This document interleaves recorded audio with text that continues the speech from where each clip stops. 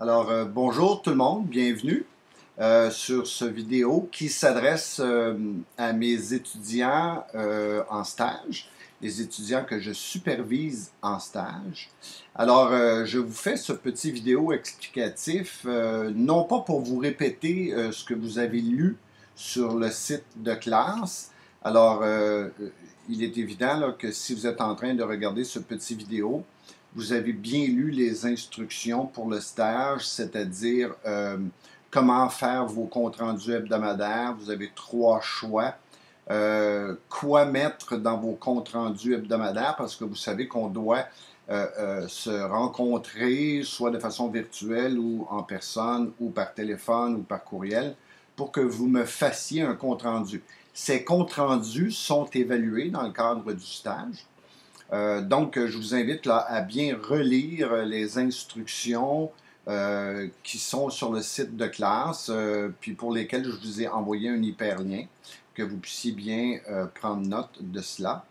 Ce que je veux surtout vous résumer un peu ici, ce sont des conseils généraux pour votre stage, c'est-à-dire des conseils sur quoi faire à votre stage, comment aborder les premières journées, qu'est-ce qui doit être important dans votre attitude pour pouvoir bien bénéficier du stage.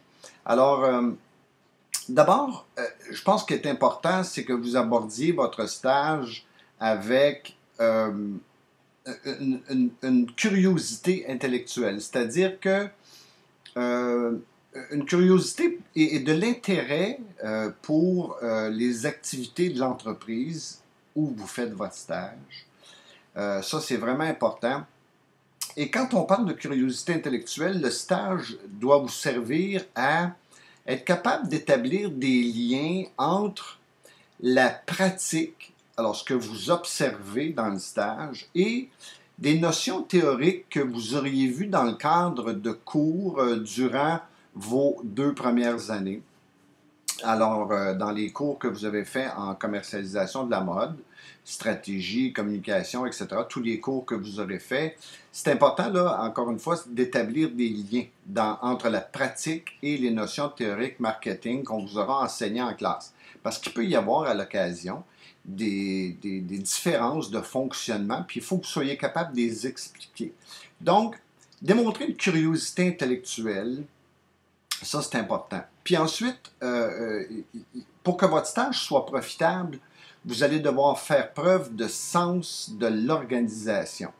C'est-à-dire que vous devrez vous faire un plan de travail. Vous allez voir dans les cahiers qu'on vous a remis les choses que vous avez à observer dans l'entreprise. Donc, ce sera à vous, avec votre responsable de stage en entreprise, à bien tabler sur les choses que vous devez observer, que vous devez voir, que vous devez expérimenter.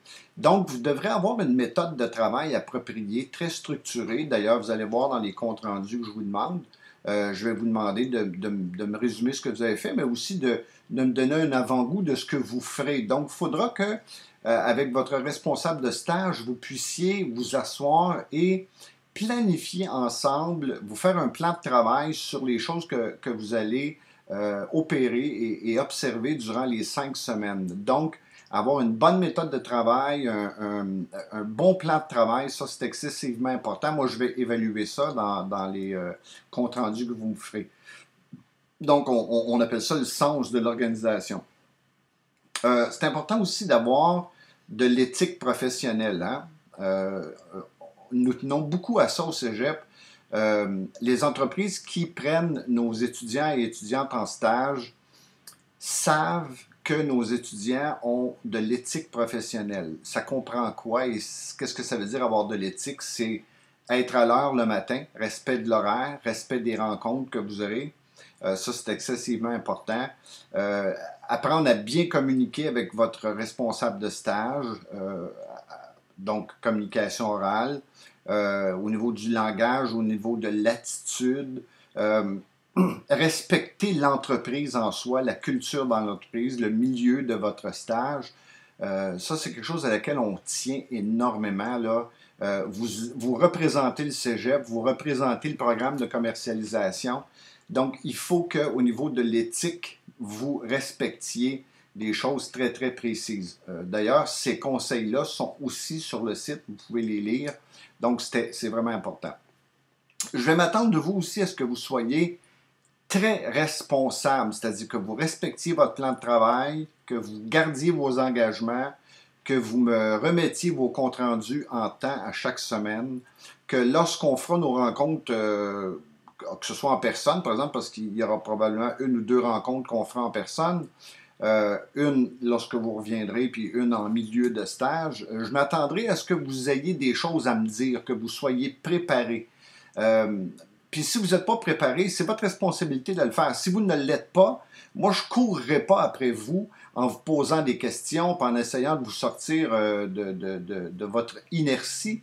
Je vais carrément vous mettre zéro pour la rencontre hebdomadaire ou pour le compte rendu. Donc, il est à vous et c'est votre responsabilité de me démontrer que votre stage, vous apprenez quelque chose, que votre stage, il vous stimule, que votre stage est intéressant, que vous faites en sorte qu'il soit intéressant, parce qu'il doit servir aussi pour vous à vous épanouir d'un point de vue personnel. C'est-à-dire que vous avez probablement choisi un stage pour aller vérifier certaines choses au niveau de certains métiers. Par exemple, si vous êtes en achat, dans un département d'achat, dans une entreprise, c'est que vous voulez probablement aller vérifier si ce métier-là aux achats pourrait être celui de votre carrière.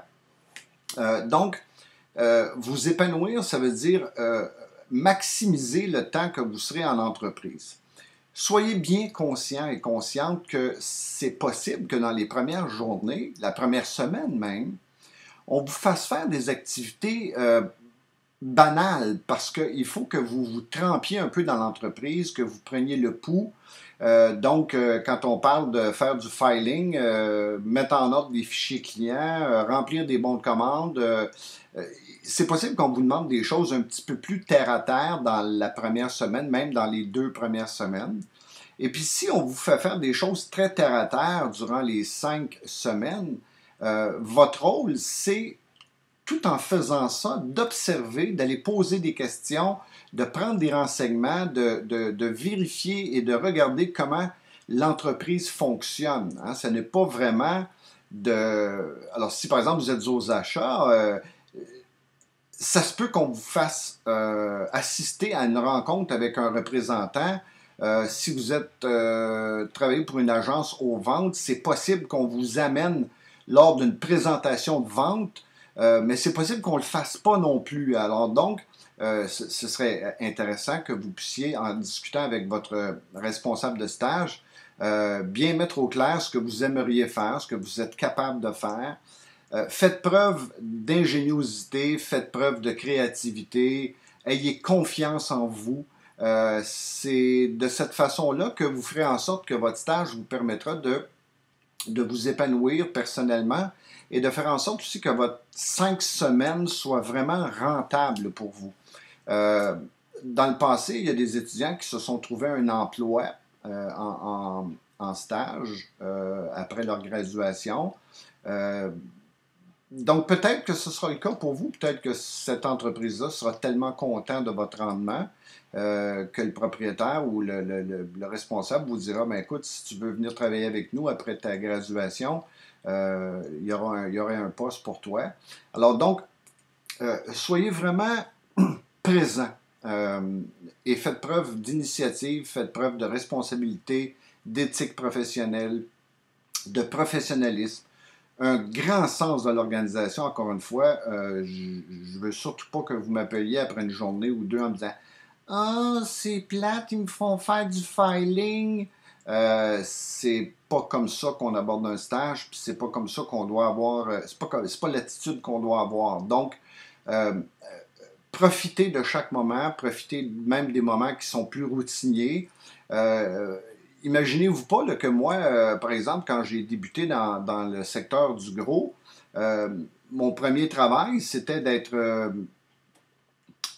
responsable du service à la clientèle. Hein? Je viens de sortir avec 2 baccalauréats. Et mon premier travail, c'est de faire du service à la clientèle, répondre aux clients, vérifier leurs factures, vérifier leur expédition, prendre des commandes, appeler des clients pour leur proposer un peu de marchandises. Euh, C'était très routinier comme travail, mais je l'ai fait pendant 4 ans et j'ai appris beaucoup. Donc, si on vous fait faire, par exemple, un peu de service à la clientèle, etc., profitez-en pour regarder les fournisseurs, profitez-en pour connaître un peu plus la clientèle de l'endroit où vous êtes. Donc, euh, ayez de l'initiative, observez, proposez des choses, faites des liens avec la théorie. Donc ça, ce sont des conseils là, de base à mettre en application. Alors encore une fois, je vous invite à bien lire les instructions sur le site de classe qui vous permettront là, de savoir comment et quand vous devez me faire vos comptes rendus hebdomadaires de votre stage. Alors, bonne lecture, bon stage, amusez-vous, apprenez et épanouissez-vous dans le cadre de votre stage. Je pense que c'est quelque chose qu'il faut vraiment mettre en application. Alors, on se reparle dans le courant de vos 5 semaines. Salut!